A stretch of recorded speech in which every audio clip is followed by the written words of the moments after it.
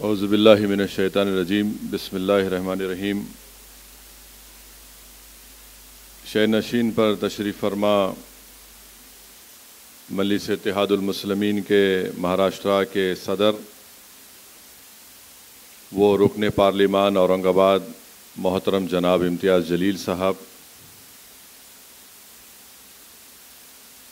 Dice पर और मंच पर मौजूद और तशरीफ़ फरमा मुख्तलिफ़ मज़ाहिब के ज़िम्मेदार लोग, मेरे मजलिसी रुफ़क़ा, मालेगांव से तशरीफ़ लाए रुकन असम्बली मजलिस इत्तेहादुल मुस्लिमीन हज़रत मौलाना मुफ्ती इस्माइल साहब, मुअज़्ज़िज़ हाज़रीन कराम, बुज़ुर्गान मिल्लत, मैं सबसे पहले औरंगाबाद के मजलिस इत्तेहादुल मुस्लिमीन के तमाम ज़िम्मेदारों को,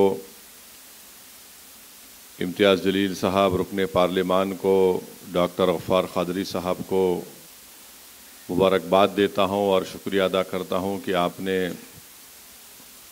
आज का इस इजलास का इनेकाद अमल में लाया। और इसकी अहमियत में और इजाफ़ा इसलिए हो गया क्योंकि मुख्तलिफ़ समाजी और मज़ाहिब के लोग ने भी आज के इस मीटिंग में शिरकत की। मैं आप तमाम का दिल की गहराइयों से शुक्रिया अदा करता हूँ। आप तमाम ने हमने पिछले 2 घंटे से तमाम अहम बातें हमने सुनी। मैं उसमें ज़्यादा इजाफ़ा नहीं कर पाऊँगा क्योंकि बहुत सी अहम बातें यहाँ पर रखी गई हैं। पिछले 40-50 साल से ये संघ परिवार का एजेंडा रहा है कि भारत में यकसा सिविल कोड को नाफिज किया जाए, चाहे वो जनसंघ के रूप में थे या फिर बाद में बीजेपी के रूप में, सियासी रूप में आज जो हैं। तो ये पुराना इनका एजेंडा रहा है। मैं अपनी बात को आगे ले जाने से पहले अगर हम तारीख़ पर नज़र डालेंगे तो तारीख़ में हमको ये मिलता है कि 28 अक्टूबर को 1931 को मोहनदास करमचंद गांधी ने भारत के मुसलमानों को तयख़ुन दिया था कि उनकी शरीयत में मुदाखलत नहीं की जाएगी।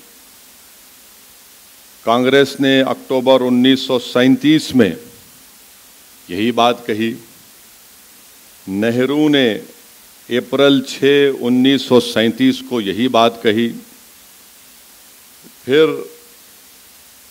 1966 17 मई को लोकसभा में जो उस वक्त के लॉ मिनिस्टर थे जनाब GS पाठक साहब ने ये कहा, मैं अंग्रेज़ी में पढ़ के तर्जुमा करूँगा, कि personal laws are mixed up with religion and that we can not coerce people to accept our views about the religion and customs.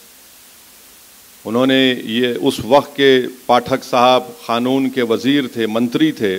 उन्होंने लोकसभा में ये कहा 17 मई 1966 को कि पर्सनल लॉज मज़हब के साथ जुड़े हुए हैं और हम यानी हुकूमत आवाम पर दबाव नहीं डाल सकती कि वो हुकूमत के सोच को, अपने मज़हब और कस्टम को छोड़ दें। यानी अपनी हुकूमत की जो व्यूज़ हैं वो हुकूमत किसी को मजबूर नहीं कर सकती कि वो अपने मज़हब को और अपने कस्टम को छोड़ दें। यही बात अगस्त 29, 1963 को उस वक्त के लॉ मिनिस्टर AK सेन ने भी कही थी। लोकसभा के अंदर खड़े होकर 2 लॉ मिनिस्टर ने बात कही थी। अब यहाँ पर बार बार ये कहा जाता है कि जैसा कि अभी यहाँ पर जिक्र किया गया, मुफ्ती साहब ने कहा कि हमारे वज़ीर आज़म ने कहा कि कैसे एक घर में 2 क़ानून रह सकते हैं। मैं इस बात का इकरार करता हूँ कि भारत के प्रधानमंत्री सबसे ज़्यादा पढ़े लिखे और हम सब थम्स अप हैं, मगर भारत के प्रधानमंत्री को शायद ये नहीं मालूम कि इस मुल्क में आज भी नॉर्थ ईस्ट में एक ऐसा स्टेट है जहां पर क्रिमिनल प्रोसीजर एक्ट अभी भी अप्लाई नहीं होता। सीआरपीसी अभी भी अप्लाई नहीं होता। इस मुल्क में आज भी ऐसे क़वानीन है कि मुफ्ती इस्माइल साहब मालेगांव से निकलकर अरुणाचल प्रदेश नहीं जा सकते जब तक कि उनको परमिट नहीं दिया जाता। हमारे वतन अजीज़ में ये भी क़ानून है कि कोई भी औरंगाबाद से उठकर हिमाचल प्रदेश की एग्रीकल्चर ज़मीन नहीं ख़रीद सकता। हमारे मुल्क में हमने एक क़ानून बनाया कि अगर कोई बड़ा मल्टीनेशनल कंपनी होगा तो वो अगर उन किसी कंपनीज़ में कॉन्ट्रैक्ट पर इख्तलाफात हो गए तो हम उसका फ़ैसला आर्बिट्रेशन के ज़रिए सिंगापुर में करेंगे। ये हमने क़ानूनी सहूलत दी कि अगर दो कंपनीज़ में झगड़ा होगा तो हम इसका फ़ैसला सिंगापुर में करेंगे। अब देश के प्रधानमंत्री ये जानते हैं या नहीं जानते हैं मेरे को नहीं पता है, मगर ये मौजूद है। और नागालैंड और मिज़ोरम को तो हमने आइन में 371 का जिक्र कर दिया। अच्छा, फिर ये भी आप देख लीजिए कि ये इस मुल्क की खूबसूरती यह है कि यहाँ पर मुख्तलिफ़ किस्म के लोग रहते हैं। ये बोलना कि यकसा सिविल कोड जनसंघ और आरएसएस की शुरू से साजिश ये रही कि भारत की सबसे बड़ी अक़लियत मुसलमानों की एक मजहबी शनाख्त को ख़त्म कर दिया जाए। और मैं आज आपके दरमियान में खड़े होकर खुलकर कह रहा हूं कि बाज़ अगर हमारे ज़िम्मेदारों को मुस्लिम पर्सनल लॉ बोर्ड से इख्तलाफ है तो इख्तलाफ रखिए आप, मगर एक बात याद रखिए कि ये जो शरीयत application act 1937 dissolution of marriage act 1939 है, ये आपको इस बात की इजाज़त देता है कि आप कुरान और सुन्नत के मुताबिक अपनी ज़िंदगी को गुजारें। अगर ये आपसे छीन लिया जाएगा तो फिर आपका नुकसान होगा इसमें। तो इसलिए इसको पर्सनल लॉ बोर्ड से अगर किसी को इख्तलाफ है रखिए, मगर इससे ऊपर उठकर देखिए इसको आप। अच्छा, जब आइन बनाया जा रहा था, जब आइन बन रहा था, ये दोनों कानून को नहीं हटाया गया। 1937 के और 39 के कानून को नहीं हटाया गया था। आइन बन गया और ये कानून का हिस्सा भी बन गया। तो जो बात अंबेडकर और उस कमेटी में आइन बनाने वालों ने नहीं सोची, आज भारतीय जनता पार्टी सोच रही है। और मेरा मानना यह है कि मैंने शुरू से कहा और आज भी कह रहा हूं कि अंबेडकर से बड़ा संविधान को समझने वाला आज तक कोई पैदा नहीं हुआ, ना पैदा होगा। ये एक बात। अब जो अहम बात यह है कि यह बोला जाता है कि दुनिया में कहां पर है दो कानून, बताओ आप। तो हम उन लोगों को बताना चाह रहे हैं जो भारत के लोगों को बेवकूफ समझते हैं। इंग्लैंड में जाइए आप, मैं पढ़ा हूं इंग्लैंड में। इंग्लैंड में दो क्रिमिनल लॉ है, एक स्कॉटलैंड का है, एक इंग्लैंड का है। क्या मुल्क कमजोर हो गया? फिर बोलते नहीं यहीं पर तुमको पर्सनल लॉ है। नहीं, गलत। पड़ोस में श्रीलंका है, वहां पर पर्सनल लॉ है, श्रीलंका में है। अच्छा, फिर आप दुनिया में बोलते कहां है बताओ। आपको जानकर हैरत होगी कि इजराइल में, इजराइल के जो इजराइली मुसलमान है, वहां के शहरी, उनको पर्सनल लॉ उनका है, उनका चलने की इजाजत है। फिर सिंगापुर में है। अब आप बताइए, फिर ये बार बार ये झूठ फैलाया जाता है कि नहीं सिर्फ भारत में इनकी तुष्टीकरण हो रही है। ये नहीं है। अब मैं आपके सामने जो बातें रखना चाह रहा हूं कि ये यूनिफॉर्म सिविल कोड से सबसे ज्यादा अगर तकलीफ होगी तो हमारे हिंदू भाइयों को होगी। और वो क्यों होगी मैं बताता हूं आपको। मैं कानून का हवाला देकर, क्योंकि बहुत सी बातें कही गई हैं, मैं कानून का हवाला देकर हमारे हिंदू भाइयों को और बहनों को पैगाम देना चाहता हूं कि आपको एक सहूलत दी गई है। हिंदू मैरिज एक्ट 1955 में सेक्शन 5 सबसेक्शन 4 और सबसेक्शन 5 में, उसमें यह कहा गया कि शादी उन लोगों में नहीं हो सकती जिनमें सपिंडा रिलेशनशिप हो, मगर आगे जाकर कहा गया however there is an exception carved out if there is a custom or usage. यानी आप इन माने अगर आपके हिंदू भाइयों में है कि अगर उनके वालिद के 7 नस्लों में और मां की तरफ से 5 नस्लों में कोई रिश्तेदार है तो शादी नहीं होगी, मगर उसका एक्सेप्शन दे दिया आप, यानी उसका एक्सेप्शन उनको दे दिए। अब आप ये एक्सेप्शन खो देंगे, क्योंकि जब यूनिफॉर्म सिविल कोड अगर आएगा तो एक्सेप्शन कैसा मिलेगा आपको? अगर आपका कस्टम है तो फिर मेरा भी कस्टम है, याद रखिए आप। तो यकसानियत कैसा अगर पैदा करना है तो कैसा होगा? यह आपका नुकसान होगा। दूसरा सेक्शन 7 है ceremonies of Hindu marriage act का, कि आप अपनी शादी अपने कस्टमरी राइट्स के तहत, यानी आपके जो रिवायती हैं उसके तहत आप करें। यूसीसी आएगा तो सेक्शन 7 चला जाएगा। सेक्शन 29 सेविंग्स का क्लॉज है, वो चला जाएगा। और सेक्शन 2 सबसेक्शन 2 है जो शेड्यूल्ड ट्राइब्स को एग्जेम करता है, उनको ये कहा जाता है कि उसमें कहा गया कि Hindu marriage act scheduled tribes पर अप्लाई नहीं होगा, तो फिर ये हमारे शेड्यूल्ड ट्राइब भाइयों का भी नुकसान होगा। फिर सेक्शन 3 का डेफिनेशन है जिसमें यह बताया गया कि कस्टम एंड यूसेज क्या है, वो आपसे चला जाएगा हमारे हिंदू भाइयों से। और तमिलनाडु के हमारे हिंदू भाइयों को मैं कहना चाहूंगा कि Hindu marriage Tamil Nadu amendment act 1967, इसमें अंग्रेजी में पढ़ता हूं, सेक्शन 7 उसमें डाला गया 1955 के कानून में। क्या कहा गया? Introduce a special provision regarding सूया मरिताई एंड सितुराता मैरिजेस, और उनके जो कस्टमरी रिचुअल्स हैं उसके तहत करेंगे। अब जब यूनिफॉर्म सिविल कोड लाया जाएगा तो आप इस चीज से महरूम हो जाएंगे तमिलनाडु में। फिर हिंदू सक्सेशन एक्ट पर आ जाइए आप। हिंदू सक्सेशन एक्ट ये कहता है कि सेक्शन 5, ये देखिए सेक्शन 5 आप लूज कर देंगे। माने अगर किसी को एक स्टेट है, किसी को एक को दे दी आप, एक आदमी को, और इसका मिसाल दे रहा हूं, बीजेपी के जो शाही खानदान के लोग अभी बीजेपी मध्य प्रदेश में है, भाई और उनके मरहूम भाई और बहनों में आज भी कानूनी केस चल रहा है। नाम लूंगा तो फिर मीडिया वाले 6 बजे से मेरा निकाह शुरू करेंगे, तो अक्लमंद को इशारा काफी है। तो यह कानून अगर आप यूसीसी आएगा तो हिंदू सक्सेशन एक्ट 1956 का सेक्शन 5 चला जाएगा आपका।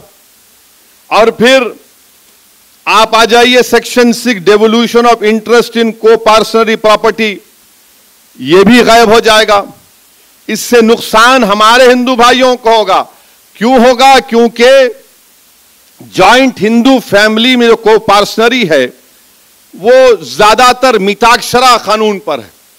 अब मुसलमानों को समझने की जरूरत है कि हमारे हिंदू भाइयों में 2 स्कूल ऑफ थॉट है, एक दया भागा है, एक मिताक्षरा है।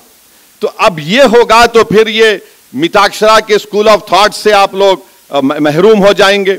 और फिर हिंदू अनडिवाइडेड फैमिली, यानी अगर कोई हमारे हिंदू भाई को सहूलत दी गई है, सिवाय सिर्फ हिंदू भाइयों को, कि वो अगर कोई बिजनेस शुरू करे, कारोबार, वो हिंदू अनडिवाइडेड फैमिली में उनको टैक्स से रिबेट मिलता है, इनकम टैक्स में।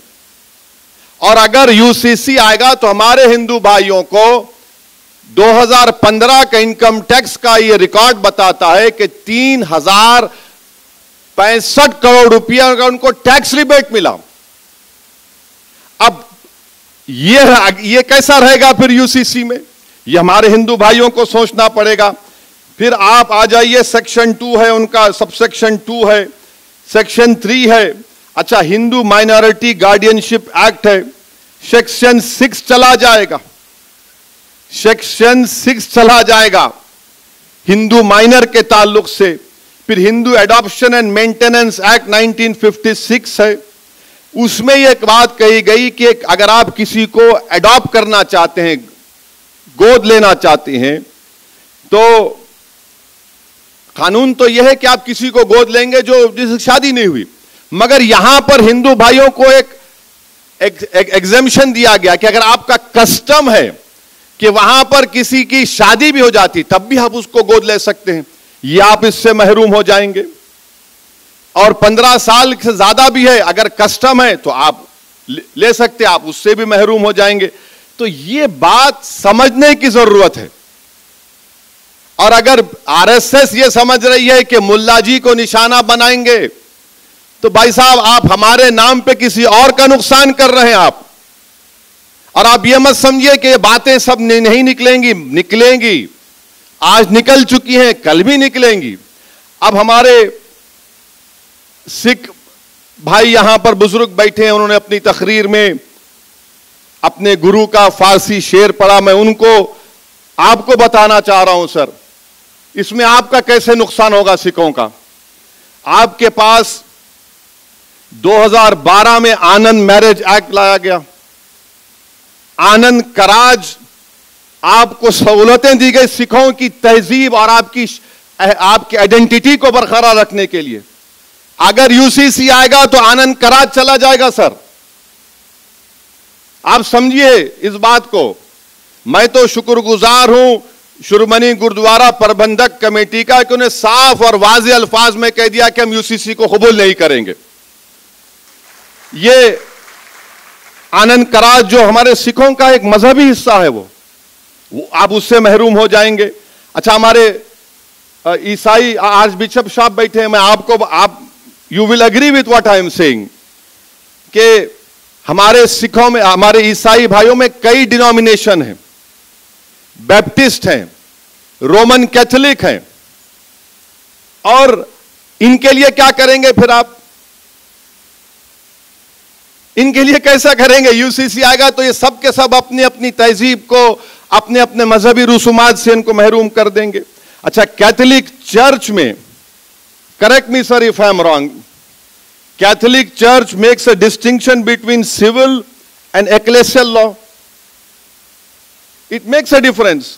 While the law of the land always takes precedence over ecclesial law in legal areas, the sacramentality of marriage is key to the church and the ecclesial law. For the instance, the appropriate age to marry for men and women. ये हमारे ईसाई भाइयों को भी तकलीफ होगी इससे, ये ऐसा नहीं है कि ये करने वाले हैं।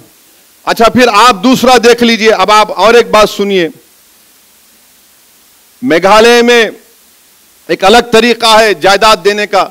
नॉर्थ ईस्ट में बास कबाइली ऐसे हैं, आदिवासी ऐसे हैं कि छोटी बेटी को बाप की जायदाद मिलती।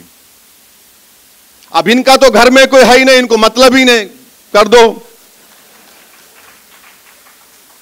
फिर अब आप ये देखिए कि हमारे मराठी कम्युनिटीज में, मराठास है, कुंभीज है, मालीज है, महार्स है, यहां पर भाई की बेटी की शादी बहन के बेटे से होती है। आप निकाल देंगे क्या इसको? बोलो आप। अच्छा, फिर ये क्रॉस कजन शादियां होती गोंड में और हमारे आदिवासी में जो भिल्स है नॉर्थ और सेंट्रल इंडिया में।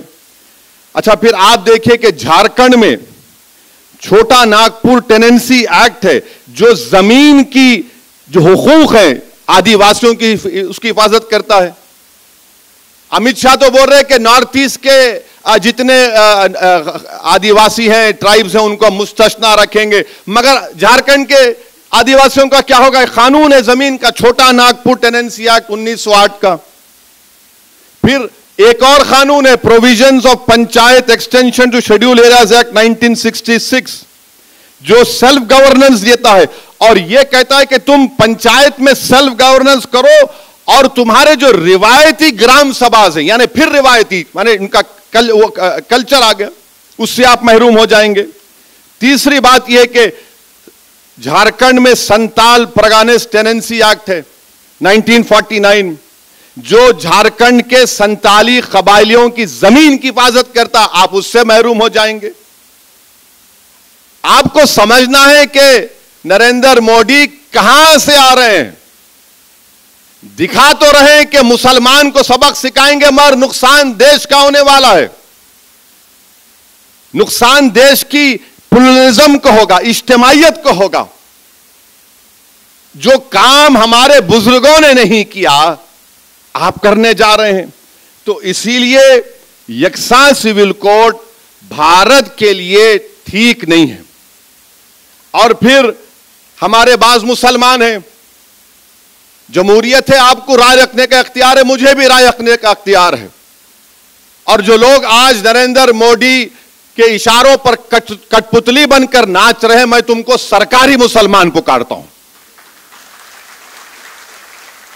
अच्छा, बात तो खड़े होकर बोलते हैं, क्या बोल रहे हैं लोग, कहां है कुरान सुन्नत में।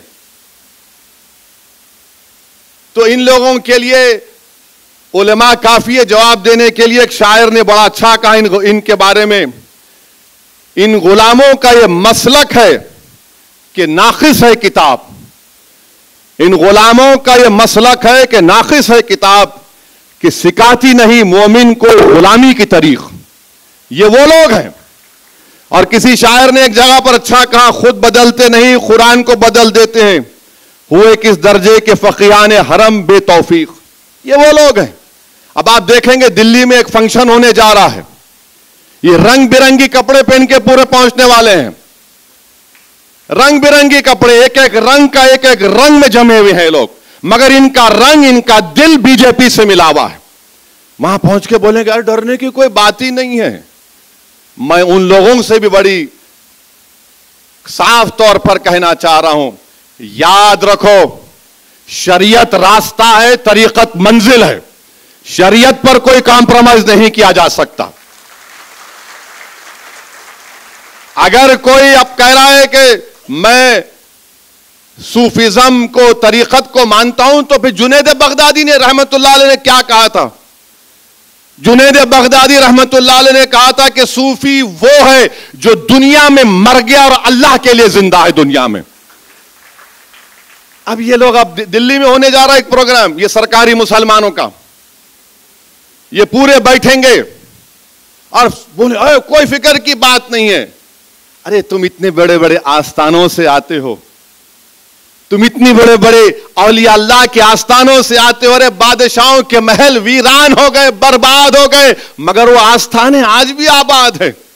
क्यों आबाद है? क्योंकि वो जो लोग थे उन्होंने दुनिया को तर्क किया, अल्लाह की मोहब्बत को सामने रखा, रसूल अल्लाह सल्लल्लाहु अलैहि वसल्लम से ढूंढकर हर चीज से ज्यादा मोहब्बत की, क्योंकि आज दुनिया उनको याद रखती है। मगर आज दिल्ली में आप जाएंगे और आप बोलेंगे नहीं, कुछ परेशानी की बात ही नहीं है, कुछ भी नहीं है। मेरे दोस्त, आपको अगर ये हुकूमत की खुशामद करना है करिए, मगर एक लाइन डालिए, एक लाइन डालिए, उससे आगे मत जाइए आप। अच्छा, और एक बात मैं आपको बताकर, क्योंकि असर का वक्त होने वाला है। हाँ हाँ बिल्कुल, आप पंचवक्ता नमाजी नजर आ रहे हैं, माशाअल्लाह, अच्छा है, बहुत अच्छा है, वेरी गुड। मेरे लिए दुआ करना भाई, गुनाहगार हूं। दुआ यह करना कि अल्लाह ज़बान में और तेजाबगी दे। अच्छा, ये अब मुसलमानों को निशाना बनाते, हर टीवी प्रोग्राम अब देखो यकसा सिविल कोड का होता, क्या दिखाते टीवी पे, बुरखे में एक जा रहा है बहन हमारी बेटी, और एक मुसलमान टोपी पहन के जा रहा। इनको ऐसा है, ये बड़े तकलीफ में है, इन पे जुल्म किया जा रहा है, जायदाद में हिस्सा नहीं दिया जा रहा है। मैं चैलेंज के साथ कह रहा हूं, दुनिया में अगर सबसे पहले किसी ने किसी महिला को जायदाद में हिस्सा दिया तो वो रसूल अल्लाह सल्लल्लाहु अलैहि वसल्लम इस्लाम है। इस्लाम ने कहा दो औरत को जायदाद में हिस्सा दो। नहीं, मगर आप टीवी पे दिखाते बड़ा जुल्म हो रहा। अरे ये बिल्किस बानो का जुल्म तुमको याद नहीं आया? बिल्किस बानो को तुम भूल गए? ये जो बच्चों को जो नासिक में गाड़ी से उतारकर मॉब लिंचिंग करके मार दिया गया, उनकी कमजोरी तकलीफ याद नहीं आई तुमको? जिन बच्चियों को हिजाब पहन के जा रहे हैं उनका हिजाब खींचा जाता है। वो तकलीफ याद नहीं आया आपको? अब ये बताना कि देखिए मुसलमान, अरे मेरे दोस्त सच्चाई ये है।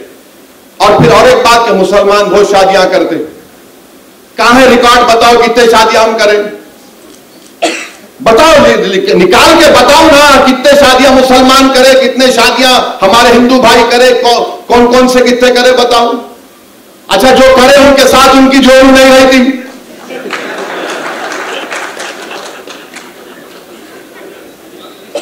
और आपको मालूम रिकॉर्ड है गवर्नमेंट ऑफ इंडिया का, ये आप उठाकर पढ़ो। आप एक अंग्रेजी अखबार है टाइम्स ऑफ इंडिया, 28 जुलाई 2022 का।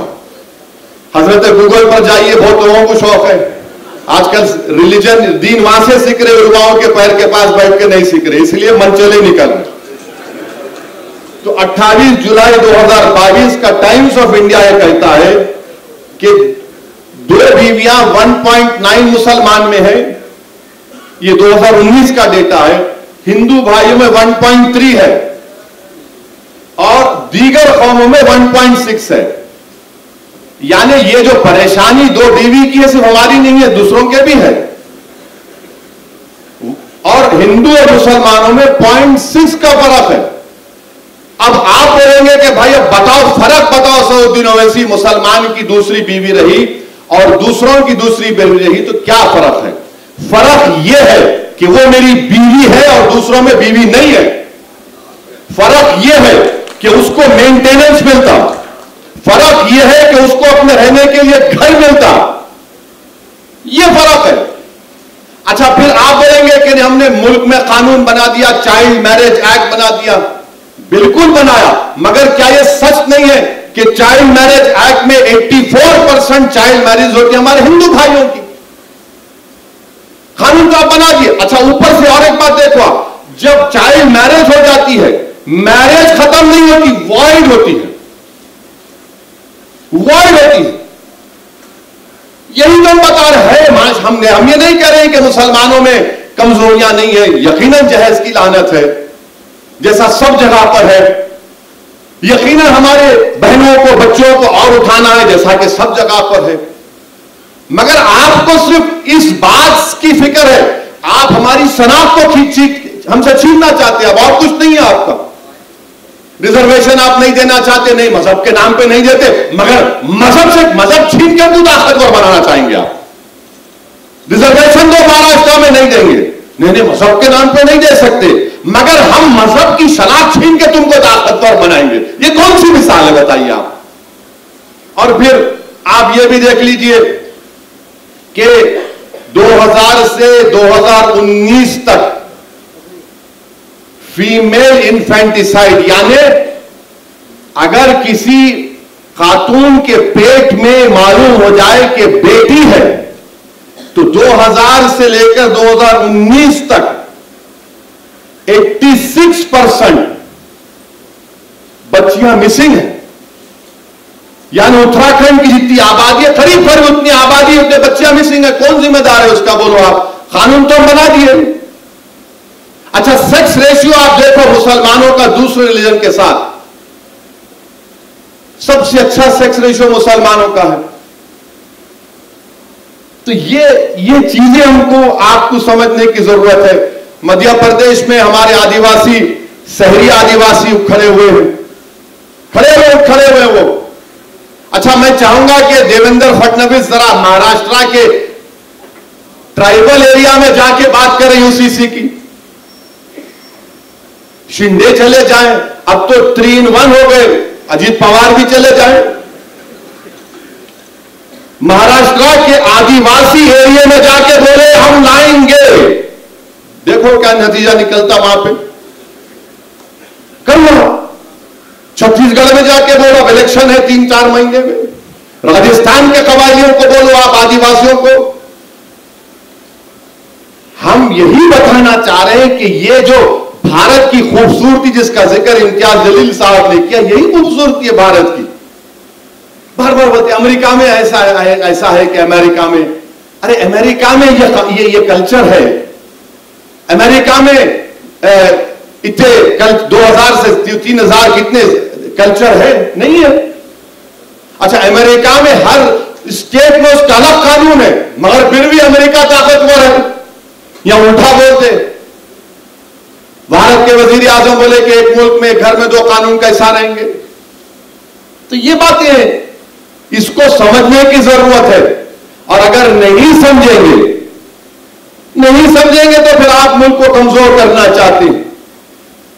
और फिर किसी एक टीवी चैनल पे बोले कि हम एक सर्वे करें, 8000 औरतों का सर्वे करें। अरे दीवाने, मुस्लिम पर्सनल लॉ बोर्ड ने 4 करोड़ 80 लाख लोगों का सर्वे ओपिनियन लेके सीडी में 21 लॉ कमीशन को दिया, और तुम 8000 की बात कर रहे हो। उस 4 करोड़ 80 लाख में आधे हमारी बहनें हैं, बेटियां हैं, जिन्होंने रद्द किया कि हमको एक सा सिविल कोड नहीं चाहिए। अब आप बता रहे हैं। तो ये मकसद एक ही है कि भारत के इस खूबसूरती को हमेशा के लिए, प्लूरलिज्म को खत्म करके रख दिया जाए। भारत के वजीर आजम क्या बोलते हैं कि एक भारत एक इलेक्शन, एक भारत एक टैक्स, एक भारत एक कल्चर, एक भारत एक मजहब, एक भारत एक शनाख्त। अब हद ये हो गई कि रुके ने बोले ने एक भारत एक फर्टिलाइजर। कैसा पे फर्टिलाइजर हो सकता है मेरे बताइए आप? अरे बोले जा रहे हैं, बके जा रहा हूं जुनू में क्या क्या, और सामने बता रहे हैं मुल्ला जी को मुसलमान, देखो इनको हम सबक सिखा, नहीं, आप सबका नुकसान करने वाले। तो इसीलिए हम तमाम को, और खास तौर से हमारे हिंदू भाई बहनों को समझना पड़ेगा कि आपका कितना बड़ा नुकसान होने जा रहा है। आप किस चीज से महरूम हो जाएंगे। और ये बार बार ये जो दुम छल्ले हैं, अरे क्या होता मियां, क्या दीन खत्म हो जाता? अरे दीवाने, दीन खत्म होने के लिए नहीं आया, दीन सुबह कयामत तक रहेगा। दुनिया उस वक्त खत्म होगी जब कलमा बोलने वाला नहीं रहेगा, जब दुनिया खत्म होगी। मगर मैं ये दीन की बात नहीं कर रहा हूं, मैं मुल्क की, आइन की, दलितों की, आदिवासी की, क्रिश्चियन की, हिंदू भाइयों की, सबकी बात कर रहा हूं, देश के हित में बात कर रहा हूं। मगर इसको चेंज कर देते। अब हमारे मीडिया वाले भी सोच रहे होंगे कि अब कहां से इसको पकड़ना। नहीं पकड़ सकते आप। कहां से पकड़ते? पकड़ो आप। कोई कैरम बोर्ड है, क्वीन को कब गिराएंगे, किंग को कब गिराएंगे? मुल्क है भाई, मुल्क को चलाना है। ये भारत है, 130 करोड़ का देश है। इसको आप 2 मिनट नूडल के साथ नहीं चला सकते। लाए नूडल खरीदे, 5 मिनट बनाए, अम्मा देखा बच्चे को, क्या बच्चा खाता बैठ के। ये ऐसा नहीं है भारत। ये 130 करोड़ का देश है। यहां पर हमा किस्म के लोग हैं, हमा किस्म के रंग के लोग हैं, हमा किस्म के सोच के लोग हैं। इसीलिए तो हमारे बुजुर्गों ने तो अंग्रेजों से खिलाफ लड़ा था कि इस मुल्क को ऐसा रखेंगे हम। और मैं अपनी बात को खत्म करूंगा इस बात पर, 2 बात पर खत्म करूंगा कि जो हमारा 21वां लॉ कमीशन था, चौहान साहब ने क्या कहा था कि cultural diversity cannot be compromise to the extent that our urge for uniformity itself becomes a reason for threat to the territorial integrity of the nation. Justice Chauhan साहब 21वीं लॉ कमीशन के चेयरमैन थे। उन्होंने कहा कि कल्चरल जो diversity है, उस मुल्क की जो खूबसूरती है, उसको कॉम्प्रोमाइज इस हद तक नहीं किया जा सकता यूनिफॉर्मिटी के नाम पर कि ये हमारे भारत की टेरिटोरियल इंटीग्रिटी के लिए खतरा बन जाए। ये एक सुप्रीम कोर्ट का जज कह रहा है, बीएस चौहान साहब कह रहे हैं। और फिर बाबा साहेब अंबेडकर ने क्या कहा था? बाबा साहेब अंबेडकर ने यह कहा था, बाबा साहेब अंबेडकर ने कहा था, कब कहा था वो भी बोल रहा हूं, 2 दिसंबर 1948 को बाबा साहेब अंबेडकर ने कहा था, It is therefore quite impossible for anyone to conceive that the personal law shall be excluded from the jurisdiction of the state. Having said that, I should also like to point out that all the state is claiming in this matter is a power to legislate. और आप देखिए यहां पर बाबा साहिब ने क्या कहा, there is no obligation upon the state to do with personal laws, यानी state के ऊपर ये कोई ऑब्लिगेशन नहीं है कि पर्सनल लॉ को हटा दे। फिर बाबा साहब आगे कहते हैं कि it is only giving a power, therefore no one need be apprehensive of the fact that if the state has the power, the state will immediately proceed to execute or enforce that power in a manner that may be found to be objectionable by the Muslims or by Christians or by other community in India.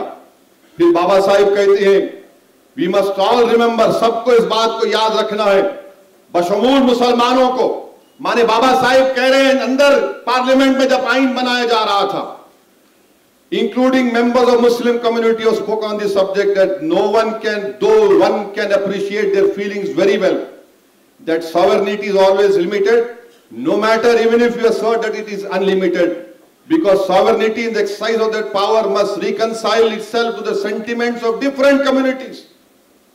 No government can exercise its power in such a manner as to provoke the Muslim to rise in rebellion. ये बाबा साहिब ने कहा कि कोई भी हुकूमत अपनी अख्तियारात को इस तरह से अगर इस्तेमाल करेगी कि मुसलमानों को प्रोवोक करे कि वो रोडों पर निकल कर आए, रेबेलियन करे, ये बाबा साहेब अम्बेडकर ने कहा।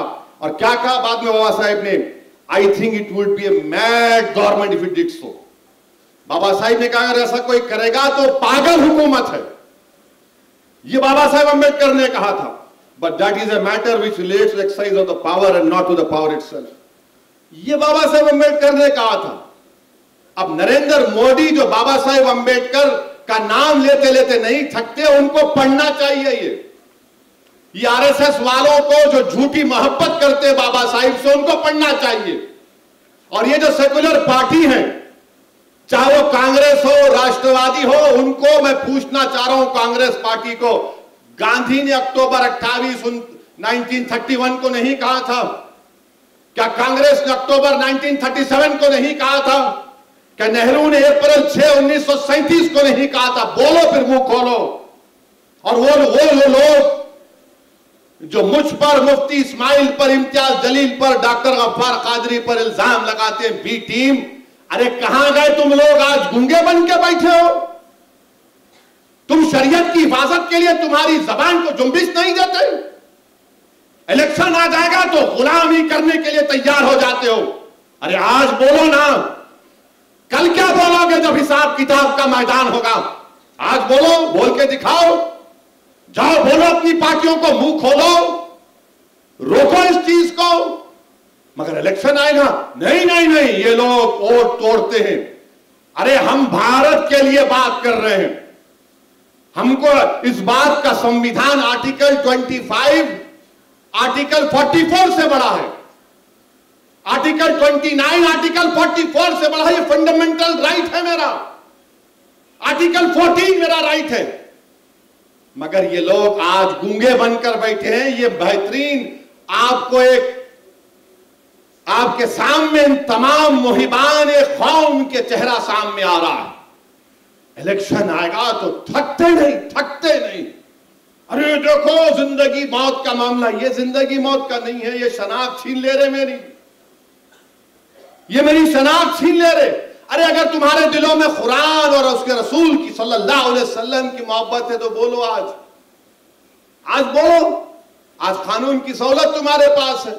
और फिर दूसरा इतराज, अरे वो पाकिस्तान, प्राइम मिनिस्टर बोले पाकिस्तान में बर्खास्त हो गया, वो फुला मुल्क में बर्खास्त हो गया। नरेंद्र मोदी, आप इंडिया के प्राइम मिनिस्टर हैं या वो मुस्लिम कंट्रीज के हैं? आप, मेरे को उनसे क्या करना है? मेरे को ईरान से क्या मतलब?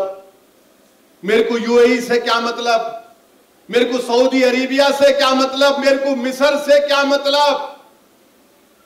पाकिस्तान से तो मतलब ही नहीं था, तो इसलिए हमने टू नेशन थ्योरी को ठुकराया जिना की। मगर भारत के प्रधानमंत्री उनकी मिसाल देते।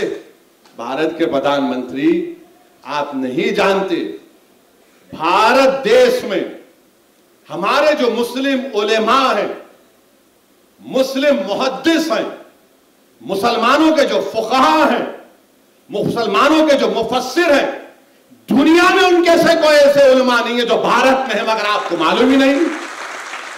और इनको नफरत क्या है बताता हूं। एक पर्सन लॉ बोर्ड है, इस पर्सन लॉ बोर्ड के अंदर एक ओवैसी भी बैठा है, एक देवबंदी भी बैठा है, एक सूफी भी बैठा है, एक बरेलवी भी बैठा है, एक तबलीगी भी बैठा है, एक मैदवी बैठा है, एक शिया बैठा है, एक अहले हदीस बैठा है।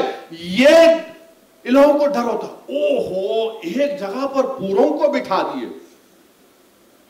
बड़ी तकलीफ होती है उनको इस बात की भी, याद रखिए आप इस बात को। और ये आसान काम नहीं है, ये आसान काम नहीं है सबको एक जगह बिठाना।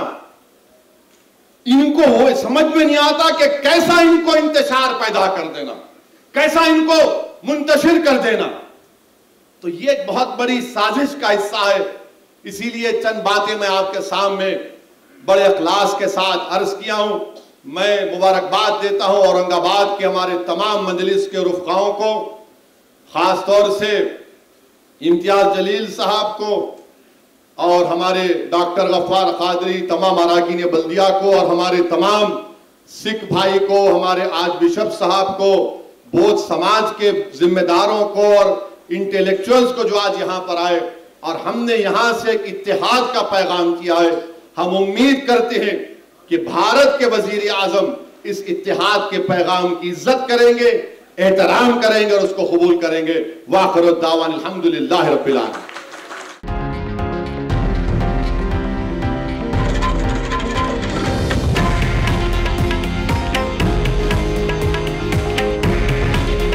हे आहे देशातील नंबर 1 न्यूज नेटवर्क आणि आपण पाहत आहात TV9 मराठी।